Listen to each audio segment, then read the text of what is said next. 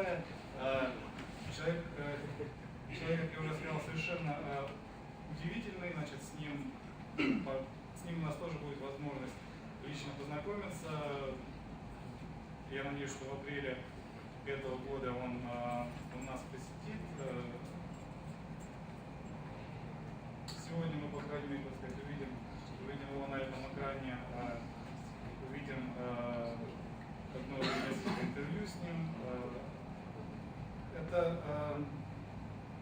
человек, который, так сказать, удовлетворился цифровой революцией, которая всех нас коснулась. Он, значит, решил, что из этой самой цифровой революции необходимо, значит, извлекать совершенно, так сказать, новые выходы, совершенно новые продукты. Есть в научной фантастике описаны, значит, различные устройства, по-разному они называются, репликаторы, фабрикаторы, значит, некоторые такие фантастические устройства, которые на основании, так сказать, некоторой входной информации генерируют функциональный готовый объект. Да, там в Стартреке, там, я правда не смотрел, но опять, значит, цитировать Нила, там был такой персонаж, который, значит, регулярно сам репликатор там заказывал утренний чай. Earl Grey hot. Значит, ну, как бы на научная фантастика это совершенно замечательно. А Нил создал современный функциональный прототип этого будущего устройства, персонального фабрикатора. Ну, значит, естественно, значит, на сегодняшний момент это не одна какая-то компактная машина, а это совокупность машин, совокупность людей, совокупность программного обеспечения. Называется это все FabLab, Application лаборатории или Fab Labs лаборатории. На сегодняшний момент эти самые FabLab лаборатории цифрового производства, цифровой фабрикации распространились по всему миру, и мы близки к тому, чтобы в НИТУ МИСиС появилась первая в России, значит, полноценная взрослая лаборатория цифрового производства. Ну, значит, обо всем об этом гораздо лучше меня расскажет наш сегодняшний гость, еще раз повторю, Sherry Lassiter. Это правая рука великого современного инженера, ученого Нила Гершенфельда.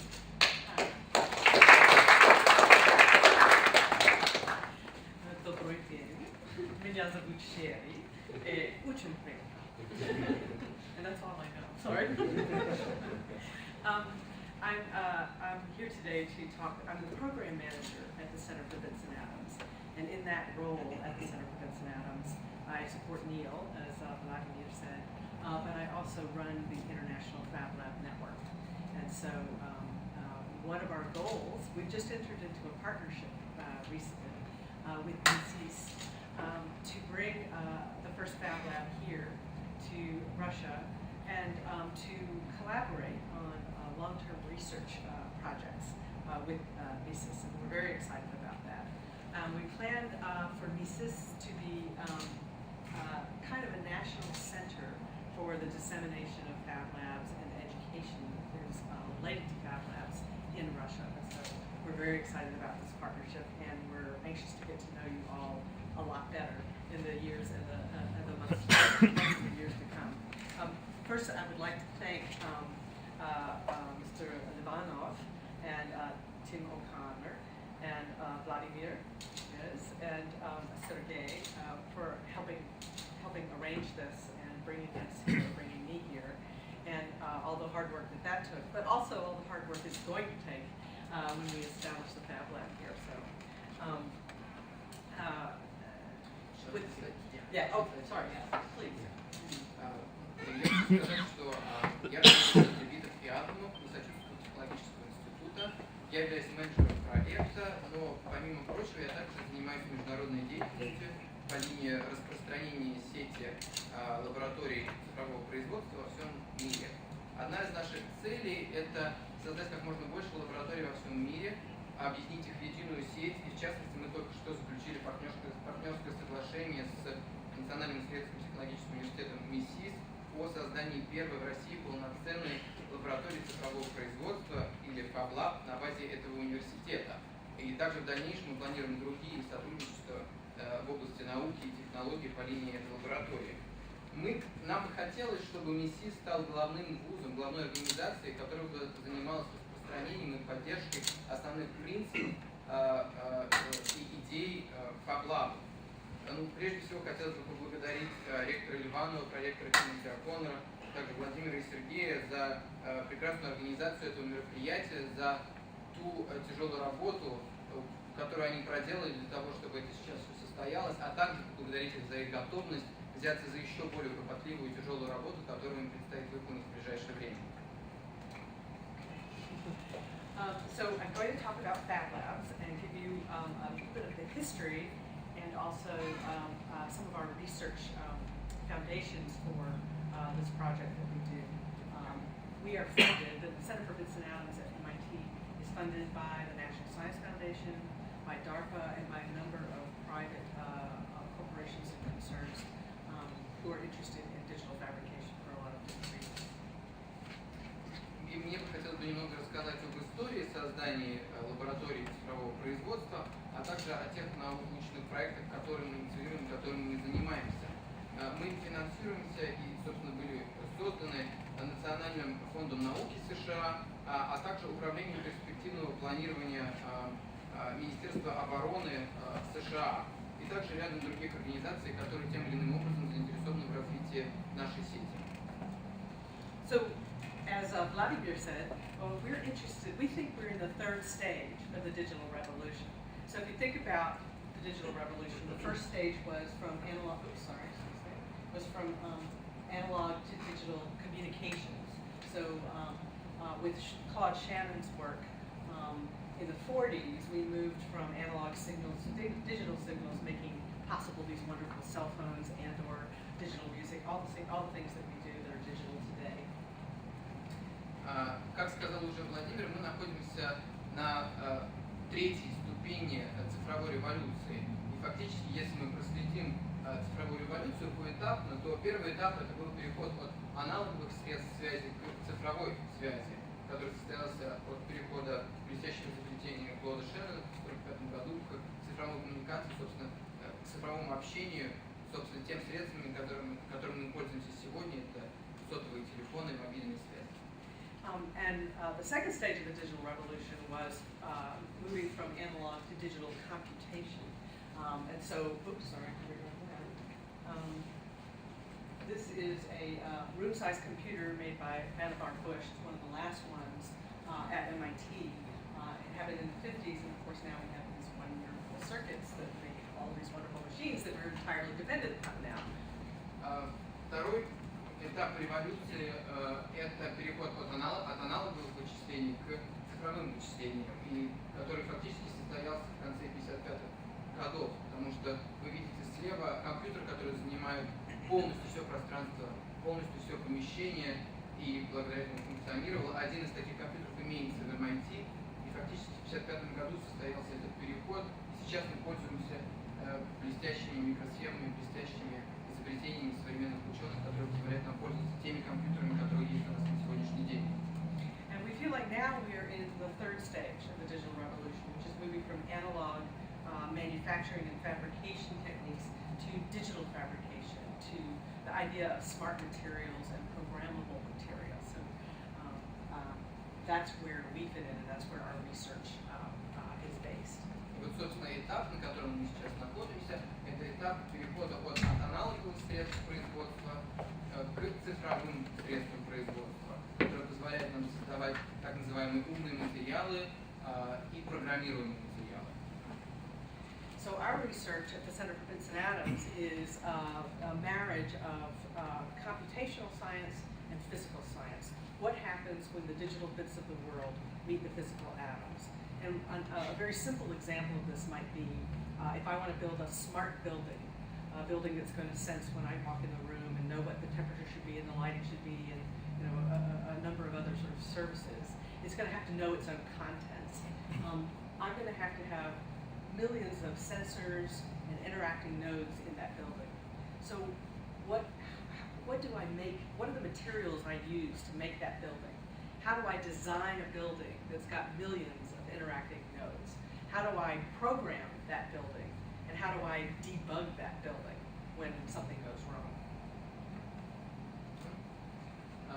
Все исследования, которые проводятся в Центре битов и атомов Массачусетского технологического института, ведутся на стыке физики и информатики. Потому что очень важно понимать, насколько цифровая информация связана с материальным физическим миром.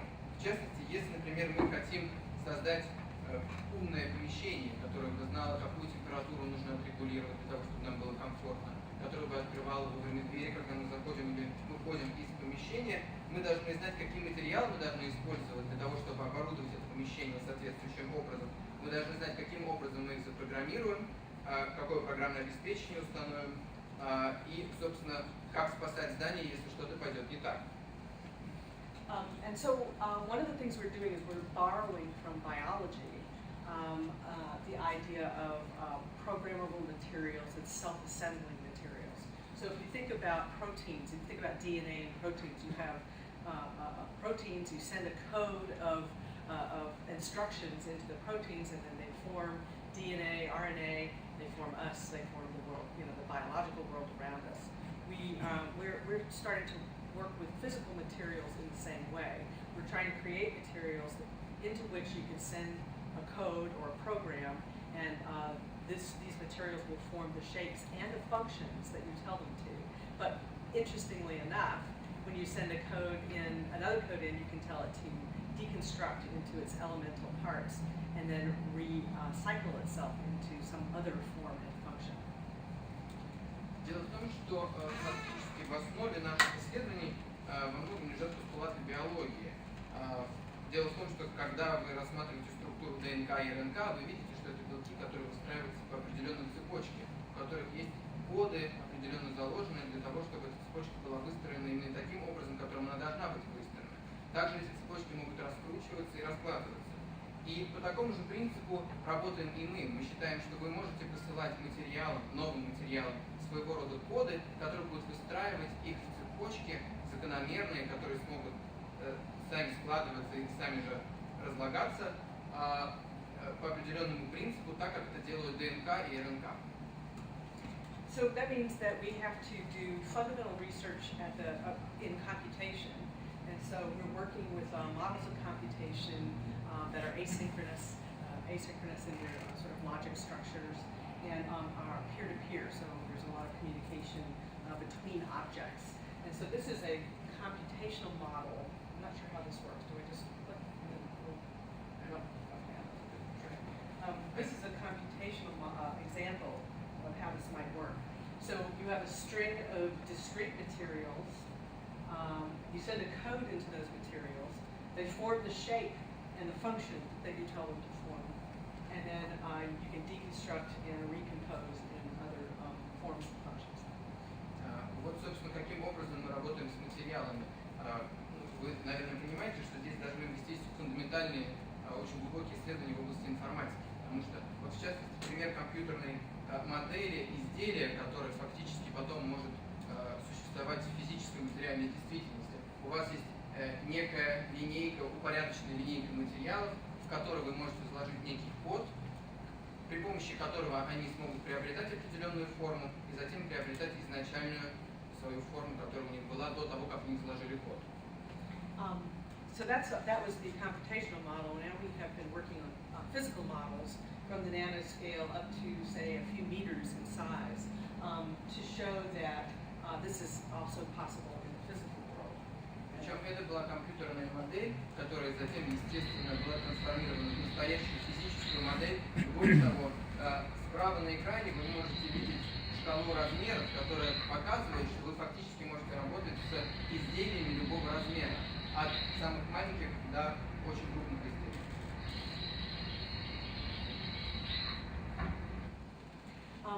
So going back to the digital revolutions, if you think about computation went through an interesting evolution.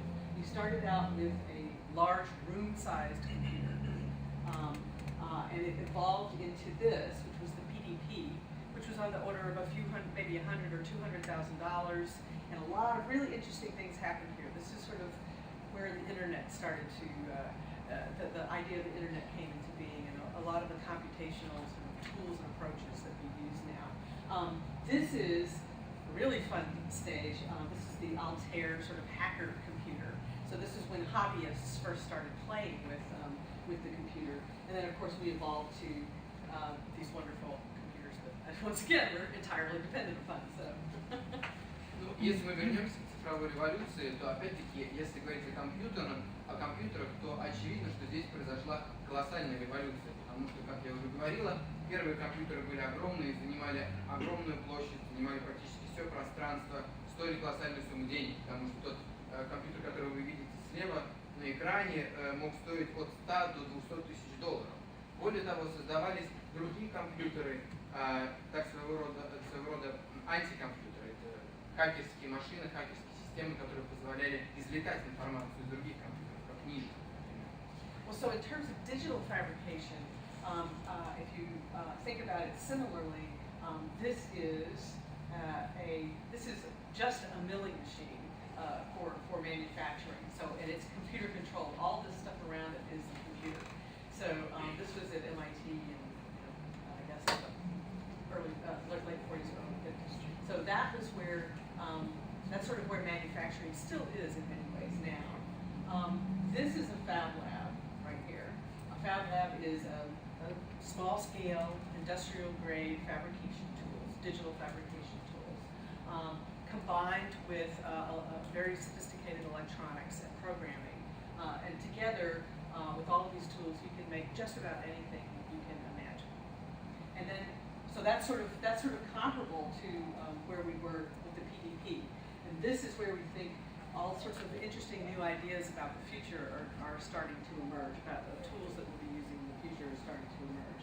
Now, we're in this transition now between, similar to when the hackers got involved here and started doing interesting things, we have hackers and makers that are doing interesting things. They're using these tools to make themselves, to reproduce themselves. So in this case, this gentleman, Jonathan Ward, is making his own milling machine, and this milling machine makes its own circuit boards. And I'll finish it real quickly. So where we're going with that is the Star Trek replicator. So the idea that you can basically describe what you want and make almost anything by just that description. Фактически, если провести параллели с революцией, которая произошла в области цифрового производства, вы можете видеть фотографию в правом верхнем углу, на которой изображен обычный фрезерный станок, который окружен тоже компьютерами, который, в принципе, был достаточно в то время высокотехнологичный, и фактически принцип производства едва ли поменялся на сегодняшний день. Следующий этап это фактически этап FabLab, тот этап, на котором находимся мы и постараемся перейти на более высокую ступень. В принципе, FabLab это, как я уже сказал, лаборатория цифрового производства, которая включает в себя набор оборудования, на которое установлено высокотехнологичное программное обеспечение, позволяющее создавать фактически все, что вы хотите. И фактически переходный этап, на котором мы сейчас хотим плавно и более стабильно перейти, это вот этап, когда люди могут сами создавать фактически подручными средствами фрезерные станки, как, например, вот молодой человек на этой фотографии. Ну и последний этап, к которому мы стремимся, это фактически создание репликатора из уже упомянутого фильма «Звездный путь», и кадры с фильма вы видите ниже. Now, a Fab Lab, you're probably familiar, many of you are familiar with what's in a Fab Lab, because I think many of those tools exist here as well. But we have a laser cutter for making three-dimensional parts from two-dimensional designs. That's usually used in sort of an engraving tool, but we that way. We have a sign cutter, which is used to make signs for your store or your car or your business. But we use it to make flexible circuits and long-range antennas for pennies, basically, very, very cheap. We have a milling machine, a high-resolution, small milling machine for making hard circuit boards and molds for casting. Not pictured here, there's the prototyping 3D printer and also a very large wood router, similar to one that you have here in the Fab Lab, I believe. And then along with that, there's a very sophisticated electronics workbench and test equipment to allow you to design and program circuits right in the laboratory.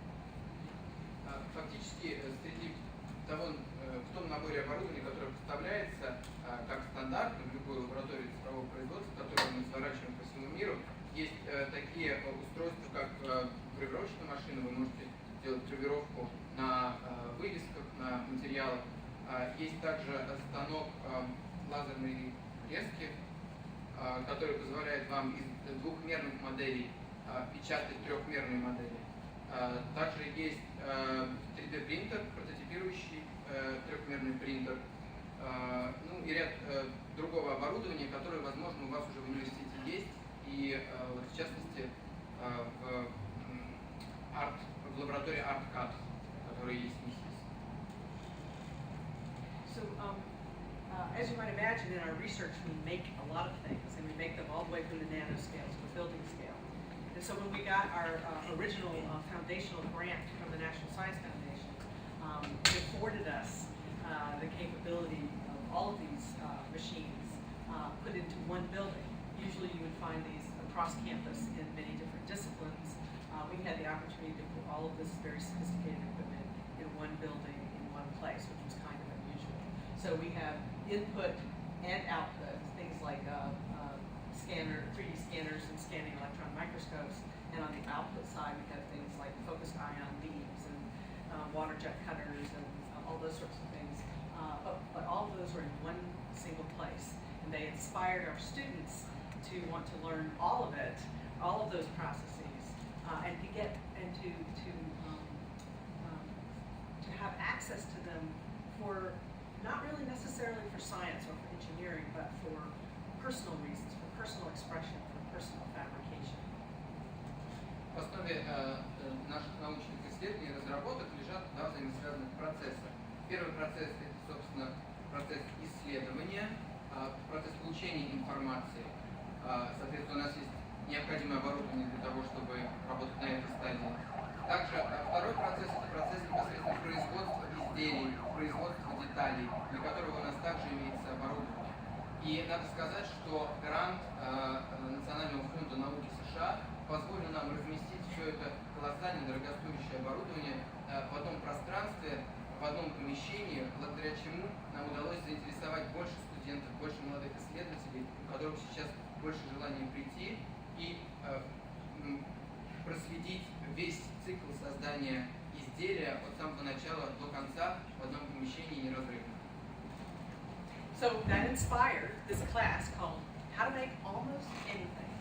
And our students wanted to learn in one semester all of the tools that we had and all the processes and the electronics and programming to go along with it. And so in the course of one semester, we designed a course that would basically allow them to do that, to use all of the machines and learn the programming. And what we found is they did absolutely astonishing projects. They decided on one integrated project that would integrate electronics programming and some of the tools from the Fab Lab and from the fabrication lab there. And these were remarkable projects that were very sophisticated and were really for a market of one or two or a few people, but not really for mass market. And it was an incredible learning experience. Дело в том, что создание такой полноценной лаборатории на базе нашего института позволило нам открыть курс, который называется «Как научиться делать то, что вы хотите», который за один семестр позволяла и позволяет студентам научиться делать все своими руками. И фактически благодаря этому курсу у нас появились студенты с колоссальными идеями, с очень увлекательными и интересными задумками, которые им удалось реализовать своими собственными силами и которые, некоторые из них даже нашли свое применение. So, for example, this is a web browser for parrots. К примеру, веб-браузер для попугаев. Because parrots get very noisy when you leave them alone at home. This gentleman decided he had to do something about it, so he made a web browser such that his parrot could visit other parrots online. Попугаи очень стучат и шумят, когда вас нету дома, поэтому один мужчина, у которого попугай, решил, что его надо чем-то занять, пока его не будет дома. По крайней мере, таким образом он чувствовал себя занятым и мог пообщаться даже с кем-то. This is a dress that protects your personal space. So if a gentleman comes too close, the spine slip, and he can't get any closer than that. Это платье, которое оберегает ваше личное пространство, и если некий мужчина подходит к вам достаточно близко или слишком близко, то платье начинает вставать на дыбу. This became a commercial product actually. This is an alarm clock that you have to wrestle with in order to turn it off in the morning. This is an alarm clock that you have to wrestle with in order to turn it off in the morning. И, соответственно, вот одно из изделий, один из продуктов, который удалось коммерциализировать, это будильник, с которым надо фактически утром побороться, чтобы его выключить. And so these are more practical. This is a linear motor made of copper and magnets. And this is a routing machine made from Lego parts. Вот, и, соответственно, два более практических, которые нашли более практических изобретений, это модем и машины, сделанные из конструктора Лего. And let me just show you this video of one of the projects that came from the class. Позвольте продемонстрировать вам один Hi, проект. I'm Kelly, and this is my screen pad. Здравствуйте, меня зовут Келли, и это моя Do you ever find переносная yourself in a кричалка. situation where you Скажите, really бывают have to такие scream? ситуации, когда вам очень хочется покричать, но вы не можете себе этого позволить, потому что вы на работе, в классе, или вы в каком-либо месте, где фактически обычно не кричат. Well, screen Ну что ж, is a portable ваша speaker. переносная кричалка When a user screams into screen, your screen приглушает ваш крик, it is когда also вы кричите в нее, later release. а затем вы можете выпустить ваш крик наружу, если вам того хочется.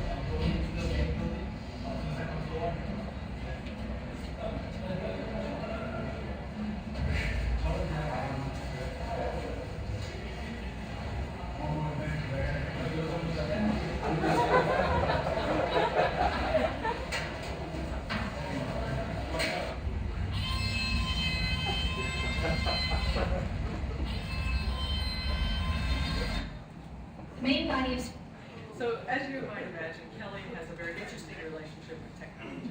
Понимаете, у Келли с технологиями свои особые отношения. But she's a performance artist, and she came into this class knowing nothing at all about engineering or electronics or programming or any of that. And in one semester, she was able to do this integrated project herself. Она, в принципе, занимается театральным искусством, и она пришла в инженерное дело совершенно подготовленной, но, несмотря на это, за один семестр ей удалось создать свое собственное изобретение. And we see this play out over and over again in Fab Labs around the world. What happens is students reach for the knowledge when they need it, and they apply it right away in ways that allow them to deeply learn the principles and concepts behind whatever it is that they're engineering or principle that they need to. И фактически она не единственный случай, потому что мы наблюдаем это по FabLab по всему миру. Люди, которые приходят совершенно неподготовленные, начинают быстро, за короткое время, учиться основным принципам производства, изготовления изделий и деталей своими собственными руками. And as you can imagine, this is a very popular class. We have 150 people show up for this class, and there's only room for 15 each semester. And so, Вы, наверное, полагаете, что это очень популярный курс. Это на самом деле так, потому что в среднем у нас заявки дает человек 150, но, в принципе, удовлетворить мы можем только 50 заявок. and these people are not necessarily just scientists and engineers. We're talking artists, businessmen, normal average people, in addition to scientists and engineers. Вот, и контингент учащихся очень широкий. Есть исследователи, есть ученые, есть люди, которые не занимаются ни наукой, ни исследованиями, но которым интересно познать. This is a project project, I just wanted to show you quickly. This is a 2-week project that one of our students just did in the Fab Lab, or did last semester in Это this совсем class. недавний проект, который один из наших студентов сделал неделю-две тому назад. And so basically what he's done is he's designed a circuit that is multi-touch pad Фактически создал interface электросхему, которая воспроизводит мультитач систему. control mechanism, and it's made for maybe $5 in parts and a $10 cable. И стоимость $5 на части, на составляющие, и $10 шнур. But as you can see, that's a fairly sophisticated interface, and there's a lot that can come from that kind of a project. Вот у нас много подобных проектов. So that's what inspired Fab Labs. That class is what inspired this idea of Fab Labs. When the National Science Foundation gave us like about $15 million to do our research at this boundary for bits and atoms, they said you have to do educational outreach. And so we decided that what for us was educational outreach was to take a small subset of what we do in the lab in terms of making things and programming the world and put that into communities around the world to see if you had the capability of making almost anything, what would you do with that capability? И дело в том, что этот курс стал очень популярным, и благодаря этому Национальный фонд науки США выделил нам грант $15 миллионов, не только на то, чтобы мы сами развивались как лаборатория, но и для того, чтобы мы делились своим опытом, своими знаниями с окружающим миром. И мы решили, что для того, чтобы осуществить эту задачу, для того, чтобы выполнить эту задачу, нам нужно набрать минимальный набор средств, которые позволят вам что-нибудь изобретать, что-либо делать самим, предлагать им различным группам людей в различных странах и спрашивать их, что вы фактически можете сделать с этим минимальным набором, и попытайтесь что-нибудь сделать сами. So we found that we were pulled by the lapels to places that were not in America, not in Europe, not in the developed world, but more in rural communities and developing world contexts. We had uncovered a fabrication and instrumentation divide. So it wasn't just a digital divide, it wasn't just access to information, it was also about access to the tools for invention and for technology invention. Вот. И фактически так получилось, что мы свое внимание в основном обратили не на страны экономически развитые, а на развивающиеся страны, а также в сельскую внешность, сельскую местность, простите, глубинки неких стран, потому что мы испытывали проблемы не только информационного характера, потому что кое-где, например, элементарно отсутствовал доступ к интернету, но проблемы чисто физического характера, потому что не было того оборудования, на котором можно было бы произвести, создать то изделие, которое хотелось создать. And so the first places we went were rural India and a township in South Africa, north of the Arctic Circle, a few hundred kilometers, in a place called Lingen in Norway, Sekondi Takoradi in Ghana. These were the first places to have Fab Labs, which was kind of interesting. И фактически мы побывали в небольшой сельской деревеньке в Индии, мы побывали в маленьких городках в Южной Африке и, более того, чуть ли не на крайнем севере, на самом севере Норвегии, в небольшой деревеньке тоже. We're going to hear, I would like to let Neil say a few words about what he thinks a Fab Lab is. Позвольте мне Нилу дать слово, чтобы он вам рассказал о Fab Labs. Поиск решений, которое облегчит жизнь нам всем. Principal Voices совместно с компанией Shell.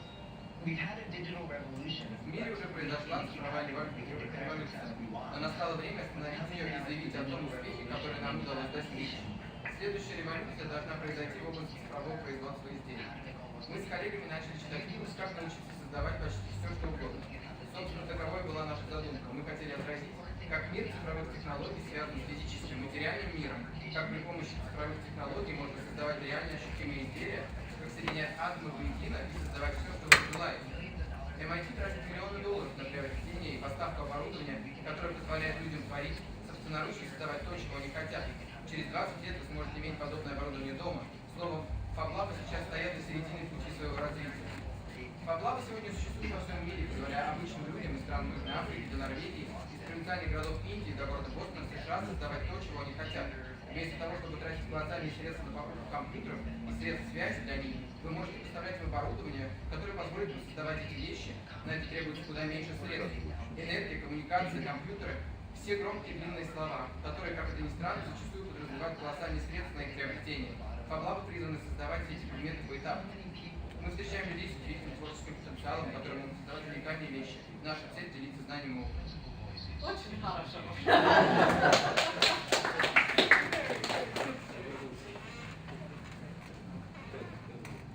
So we started out with just a few in 2001, or 2001, yeah, it was 2001. We have more than 100 Fab Labs in the world right now, and a bunch of networks coming into being. And we have more than 100 in development. And that's before you talk about Russia. So when you talk about Russia, you can have your own network of at least 100 or so. So we're growing at about, we're doubling in size as a network about every 18 months. Pretty fast. Фактически мы создали первую лабораторию в 2001 году. На сегодняшний день их число составляет более 100. И более того, колоссальное количество сейчас еще планируется открыть по всему миру. Более того, то, что вы сейчас видите, ну, здесь уже Fab Labs сегодня и в будущем, эта карта была составлена до того, как я приехал в Москву, поэтому здесь еще будет Москва. Я уверен, ни одна лаборатория цифрового производства будет открыта в Москве. And what we're seeing in the Fab Labs is young people come in and they make something. And just in the process of making something, they're very empowered by that experience. What that does is it inspires education.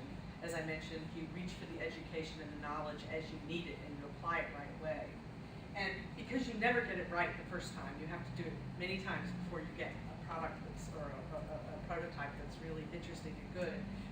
It develops problem solving and critical thinking skills, which are going to be very important for 21st century workforce. And through that, we get job creation in a couple of ways.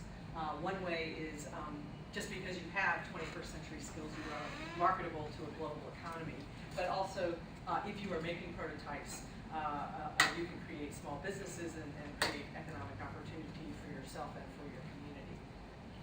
And that is where Invention comes from the grassroots bottom up. И фактически основные принципы нашей работы заключаются в следующем. Самое главное – это заинтересовать, потому что когда вы можете заинтересовать студента, учащегося, тогда у него возникнет желание получать образование. Получая образование, в нем будут развиваться навыки критического мышления, он будет учиться находить различные способы решения сложных комплексных задач, и фактически все эти три процесса вкупе позволят создать тем или иным образом новые рабочие места. Фактически два основных пути есть. Первое – это приобретая те основные навыки, которые вы приобретаете, решая сложные задачи, получая это образование, вы фактически уже становитесь компетентным на современном рабочем рынке в 21 веке, и вы сможете найти себе применение с теми навыками, которые вы получили. С другой стороны, обладая навыками создавать вещи собственными руками, творить самим, вы можете открывать собственные предприятия, создавать стартапы и развиваться самим. So this is an example of one young girl in Ghana, in our Ghana Fab Lab. Oops, sorry. Это вот пример того, что смогла сделать сама маленькая девочка Валентина из нашей лаборатории в Гане. So the Ghana Fab Lab is set at a small technical institute, and these are street children from the community that come in the afternoons to use the Fab Lab. Наша лаборатория располагается там в небольшом технологическом институте, и фактически ребята, которые не учатся там, которые гуляют на улице днем, приходят туда и занимаются. And so this young girl watched us teach 2 electronics classes. So the first class she just sort of sat there and listened. In the second class she started handing us the parts we needed to demonstrate the next part of the class. So by the end of the second class we said, well, why don't we let her make her own circuit board? И на протяжении первых 2 занятий эта маленькая девочка Валентина просто приходила и смотрела, как мы собираем микросхемы.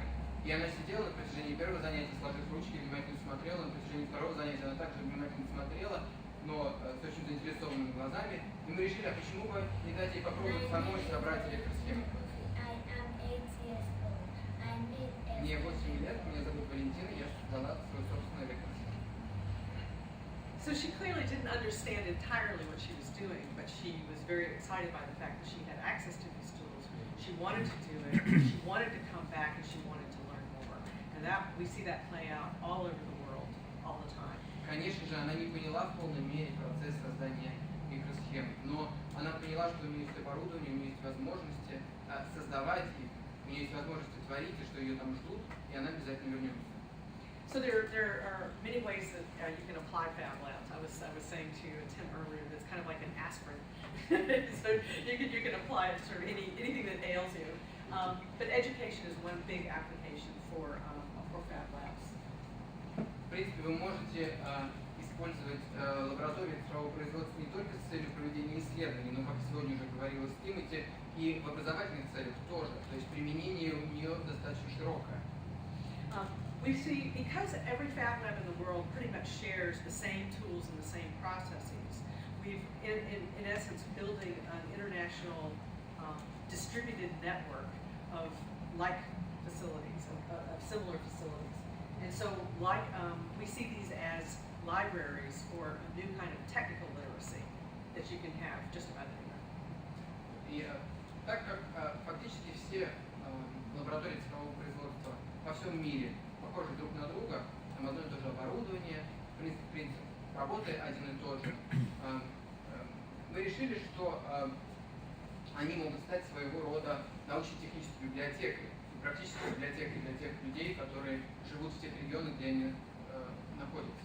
But there's in the United States, the public library system, there was one very important factor, and that was the champion. That was the person, Andrew Carnegie, who brought not only the financial resources, but he also brought community commitment into building these libraries, public libraries. Similarly, Fab Labs need the same thing.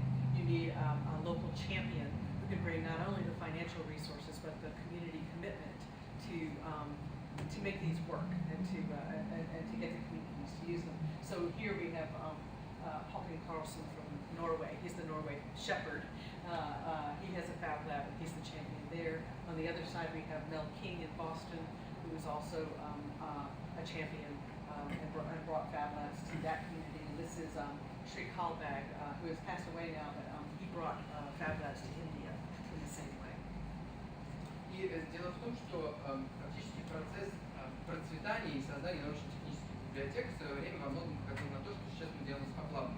Если бы в Америке не было такого большого энтузиаста, как Эндрю Карнеги, который пожертвовал средствами, выделял гранты на создание библиотек во всей США, а также призывал местные власти и местные сообщества выделять средства и развивать библиотеки на местах, то библиотеки не были бы сейчас так развиты в США. Поэтому нам нужен своего рода предводитель, нам нужен большой энтузиаст своего дела, который бы помогал развиваться Fab Lab'ам в стране.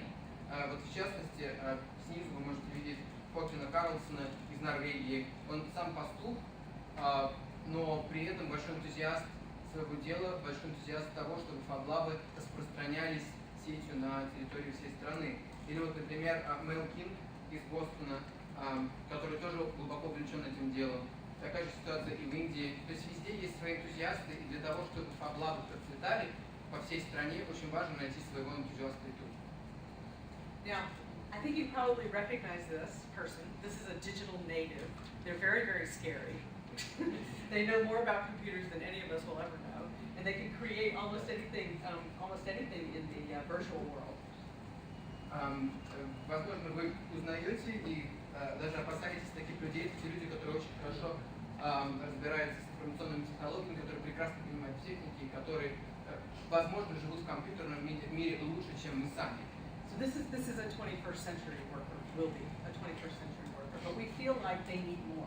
That they're going to have to be digital natives in a way that they can make physical things too. It's not just the computational world, it's the physical world. So. Но вы понимаете, что со временем мир становится все более и более цифровым. Цифровая революция, по сути дела, продолжается, но тем не менее мы считаем, что физическое производство, создание реально ощутимых, осязаемых вещей очень важный момент. И мы должны научить их не только пользоваться компьютерами и управлять цифровой информацией, но мы должны научить их создавать реальные изделия, которые будут ощутимы в физической действительности. So if you think about workforce development, the 21st century workforce is a very different creature than the 20th century workforce. In the 20th century, you might have expected to take a job, keep it for a long time. You'd have one sort of domain or one field that you would be working in, and that would be sort of what your work life would be like. But the 21st century is not going to be like that. Очень интересный момент – это развитие рабочей силы в 21 веке. Если в 20 веке вам достаточно было найти работу в одной какой-то сфере, с одной специальностью, быть уверенным, что она у вас будет на протяжении долгого времени, то в 21 веке вы должны быть готовы к переменам, к быстрым переходам из одной профессиональной области в другую профессиональную область и быстро адаптироваться к ситуации. So the 21st century workforce is going to have to be a STEM-capable workforce. They're going to have to be, they're going to have to understand science, technology, engineering, mathematics, which we call STEM. They're going to have to be innovators. They're going to have to be interdisciplinary innovators and problem solvers and critical thinkers. And so that's the workforce that we're aiming to develop. Современный человек должен прекрасно ориентироваться в науке, и технологии в инженерном деле и в математике. По-английски мы это называем STEM, и фактически в английском языке STEM это еще стержень. То есть основные такие науки, основные дисциплины, которые создают возможность конкурентоспособности на рынке сегодня. И очень важно обладать такими навыками, как критическое мышление, способность решать комплексные задачи и проблемы, межпредметный подход в науке. Now I'm just going to quickly take you through some interesting statistics in the United States, because I think that in some ways you're experiencing the same thing here in this country. We have 9% unemployment rate in our country, but there's a big gap between the number of jobs that are there, that are in demand, and the supply of workers. And this gap between supply and demand right here is all science and technology jobs. Вот мне дело в том, хотелось вкратце рассказать о проблемах трудоустройства в США на сегодняшний день. Я думаю, что в принципе в России сейчас испытываются схожие проблемы. Дело в том, что в стране в целом уровень безработицы составляет 9%. Но если вы посмотрите разрыв между спросом на высококвалифицированных инженеров и предложением, которое есть в США, значительный. We see that the number of engineering jobs is growing by, say, 30% a year. Количество инженерных рабочих мест возрастает в среднем на 27% в год. But this is how many graduates, engineering graduates we have, which is Но pretty у нас scary. все меньше и меньше магистрантов и аспирантов занимаются инженерным делом, вообще интересуются инженерией. Now, what makes it even scarier is if you look at two very science and technology intensive fields, agencies in the United States, NASA and DARPA.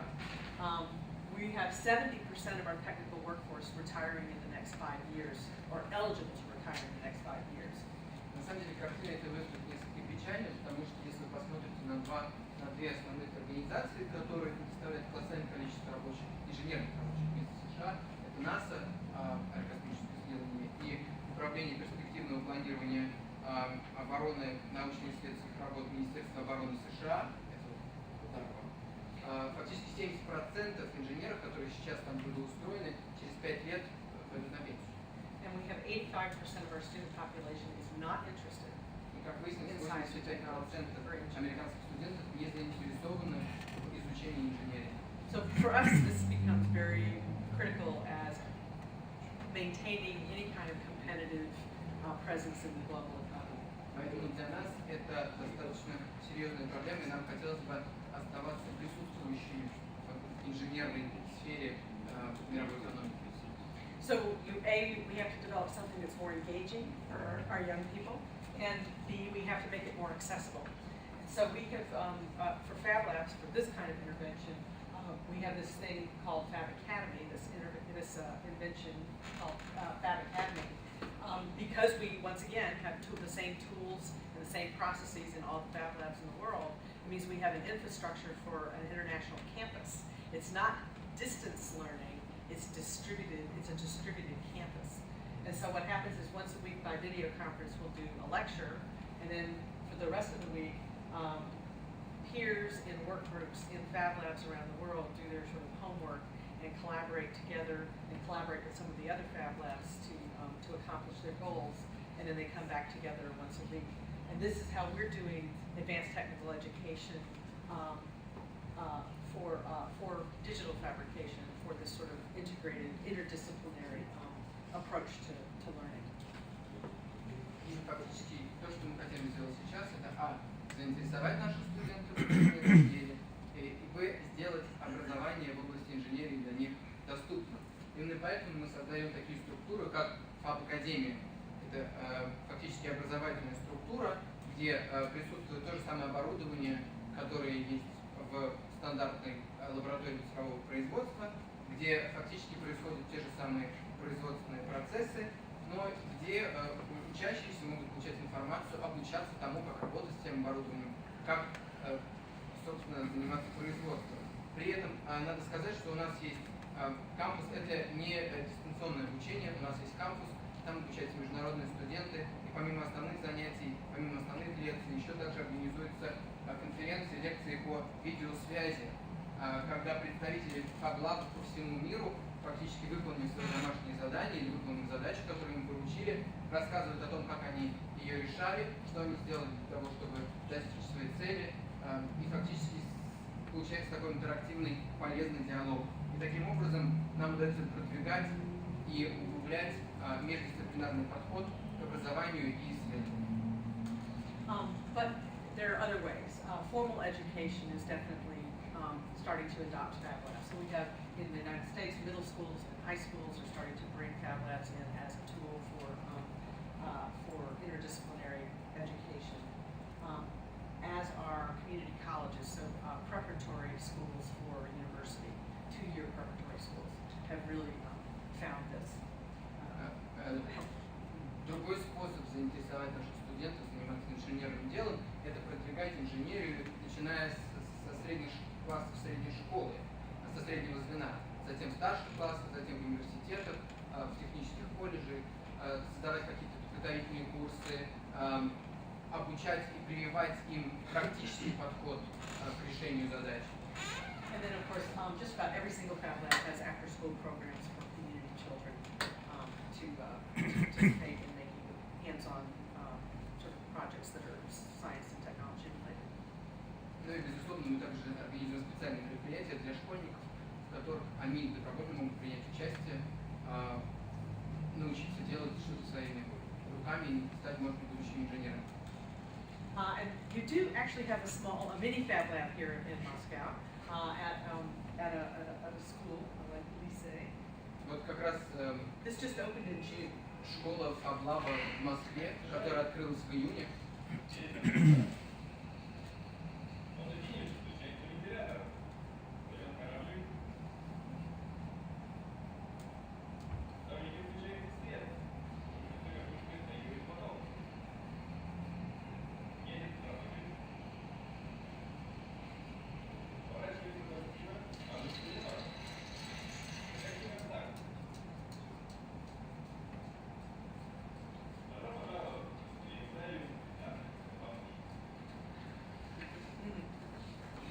That was one of their first projects. Один из первых проектов.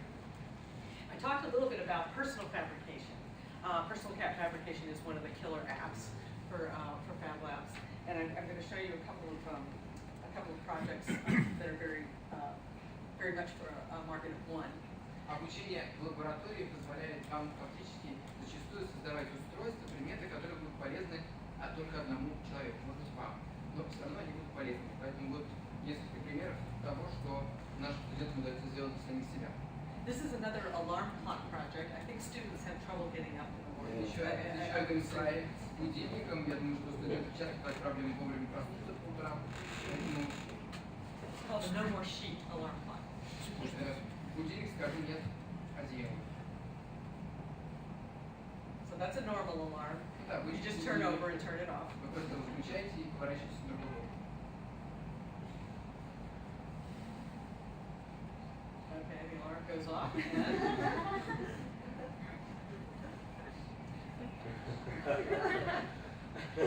And she has no choice. She has to get up. Поэтому вы просто надо вставать. This is a sort of an interesting project that was done by the Barcelona Fab Lab is an architectural institute. And this is a really interesting project they did that's part art, part functional, but it's about the interconnectedness of devices and people and how all of those are going to combine to make a very, very interesting new world. This is really about artistic expression, I think, as much as anything. Очень интересный проект был реализован в Барселоне. Это одна из наших крупнейших фаблабов. И фактически это проект, который граничит между искусством и технологиями. Потому что фактически проект был призван показать взаимосвязь людей и технологий в современном мире. This is a project, I don't know if you can see that very well, but this gentleman decided he hated your standard bookshelves and desks and stuff, and so he just completely made his own and redid his whole house this way. Еще один проект, который сделал один из наших студентов, не знаю, может быть, не очень хорошо видно отсюда, но дело в том, что он очень не любил обычные книжные полки, ему не нравилось ставить книги на обычные полки, поэтому он решил создать свою собственную мебель. This is a project one of our students did. He just decided he wanted to find a new way to tell time. А это один наш студент, который попытался найти новый способ смотреть время. In a linear way. В линейной перспективе. So as you can see, the top is the minutes. Sorry, Верхняя полоса это минуты, and the bottom is the hours. Часы.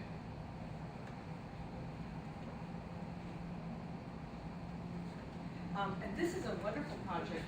This was done by Larry Sass at MIT, an architecture professor. This is a press fit house. So it has, they've cut the parts such that they fit together very tightly. It does not require nails, it does not require cement, it does not require foundation. It literally fits together, and you can change the design to be personalized, what you want to. So in this case, he did a replica of a New Orleans shotgun house. Это очень интересный проект, который был реализован профессором архитектуры Ларри Сассом из MIT, и фактически ему удалось создать детали для постройки небольшого домика, и при этом не потребовались ни гвозди, ни цемент, ни фундамент. Были воспроизведены детали, которые прекрасно подходили друг к другу. Таким образом удалось построить дом. Копия дома в Новом Орлеане. And this is some of the research that led up to that house. This is a house we built. It probably took us a week to cut out the parts using the big giant wood router. 2 недели потребовалось на то, чтобы сделать все детали к дому. And it has again no cement, no nails. Ни цемента, ни гвоздей. You use a rubber mallet to put it together. Резиновым молотком просто сбивается. And we built this in 1 week. И за 1 неделю мы его построили. So it has really interesting implications for places like South Africa, townships in South Africa that have a housing crisis, or or for emergency housing. You can construct something very quickly that's fairly stable and safe environment. Вы понимаете, что такие постройки, возможно, были бы очень полезными в странах Южной Африки, где людям не хватает жилья, и таким образом можно было бы обеспечить достаточно защищенным жилищем, в котором они могли бы жить. And we've had we put this up in about a week. The police in Cambridge got very upset with us because we didn't have a permit to build a house, and we also had a homeless man move in for a week, and so that was it was very interesting. Мы его собрали в Кембридже, где расположен MIT, фактически за неделю. Мы были очень огорчены, когда полиция приказала нам его разобрать по той простой причине, что мы не получили разрешение на постройку дома, и мы туда заселили одного бездомного, он там неделю у нас жил. So business and manufacturing, of course, is another area that's a place for growth for Fab Labs. Бизнес, безусловно, другая сфера, в которой фаблабы могут найти свое применение. If you think about it, these are small-scale industrial manufacturing machines, and we see this as kind of a new industrial revolution. Фактически фаблабы являются собой новшеством промышленной революции, если вы вспомните то, какие устройства сейчас используются в промышленности для производства. So this is Manchester, England, back in the day when manufacturing was just getting started. And this is a Fab Lab in Manchester, right across the street from the first manufacturing plant. Today, where they've decided, they feel that manufacturing is going back towards a cottage industry approach in a way. Only we're supported now by the robustness and the repeatability of digital computation and the internet, etc. So we have we can add quality control and reliability to what didn't exist in the days of the cottage industry. Как вы видите, сверху это фотография Манчестера, английского Манчестера, просвет промышленной революции. Сейчас ниже вы можете видеть, как производство практически ведется в наши дни. И более того, благодаря всем тем технологиям, которыми оснащена лаборатория цифрового производства, мы можем позволить производить те объекты, те изделия, которые должны производиться, и плюс ко всему еще добавить дополнительный функционал, такой как контроль качества производимых изделий, то есть все те необходимые функции, которых когда-то не было. Because these manufacturing tools are getting cheap enough now that anybody almost anywhere can own them, it means all sorts of interesting things for new financial models, new business models, new manufacturing models. So this is an example of an online store where you can upload your design files. Somebody else can make them in another Fab Lab, or somebody can make them at home, or you can personalize them, you can sell them, you get money as a designer, you get money as a fabricator. There's just a million new ways that, because of this interconnected world, and because we all share these manufacturing tools, and we're starting to be able to share and access these manufacturing tools, there are all sorts of new ways to think about business in the 21st century. Так как сырье постепенно дешевеет, то есть материалы производства становятся менее дорогими, фактически появились специальные онлайн-магазины, в которые вы можете загрузить свою научно-техническую разработку, свой проект, заказать, чтобы она была отпечатана или собрана в какой-либо из Fab Labs. Правый